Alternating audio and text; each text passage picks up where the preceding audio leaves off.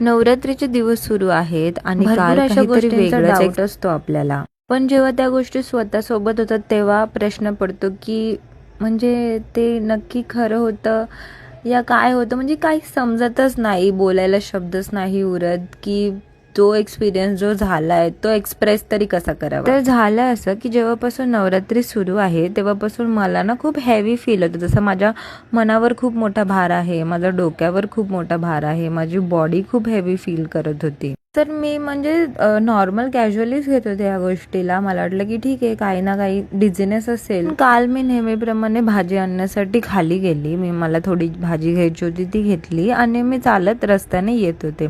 येताना देवीचा मंडप समोरच होता आणि गाणी लावलेली देवीचे. तर चालताना रस्त्याने मला सुद्धा असं वाटलं की मी सुद्धा घरी जाते आणि देवीची 1-2 गाणी ऐकते. भरपूर दिवस झालं मी देवीची गाणी ऐकली नाहीयेत करून असं. आणि घरात थोडं कामसुद्धा करायचं होतं, तर मी बोलले ठीक आहे गाणी लावेल आणि बाकीचे कामं मी पटापट माझे आटपून घेईल. तर मी गाणं लावलं आणि मला ना डान्स करायचा, लाईक नॉर्मल आपण डान्स करतो ना तसं मन झालं. तर मी बोलली ठीक आहे चला, स्ट्रेस रिलीफ करण्यासाठी कधी कधी आपण डान्स करतो ना, तर मी ठीक आहे मी ना नॉर्मली डान्स करायला सुरुवात केली. जसं जसं म्हणजे ते गाणं संपत आलं ना तसं तसं म्हणजे माझ्या अंगात एक म्हणजे वेगळीच एनर्जी येत होती आणि मी खूप फोर्सफुली डान्स करायला सुरुवात केली.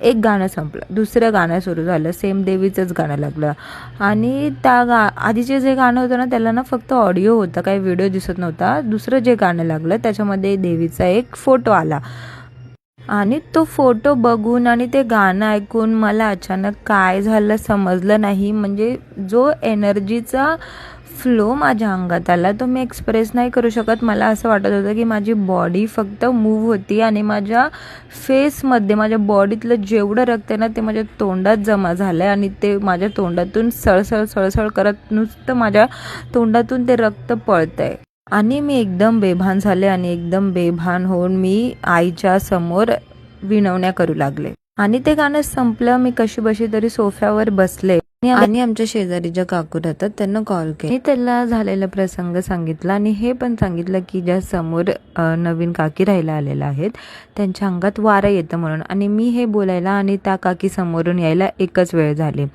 आणि त्यांनी मला सांगितलं. त्यांची आरती सुरू होती आणि धूप वगैरे सर्व चालू होतं आणि तेवढ्यातच मी गाणं लागलं आणि त्याचा काय ते झालं माझ्यासोबत. तर मला ह्या संबंधी काहीच समजत नाहीये. जर तुम्ही मला सिच्युएशन समजली असेल तर प्लीज मला यासाठी गाईड करा आणि असं का झालं हे पण मला सांगा.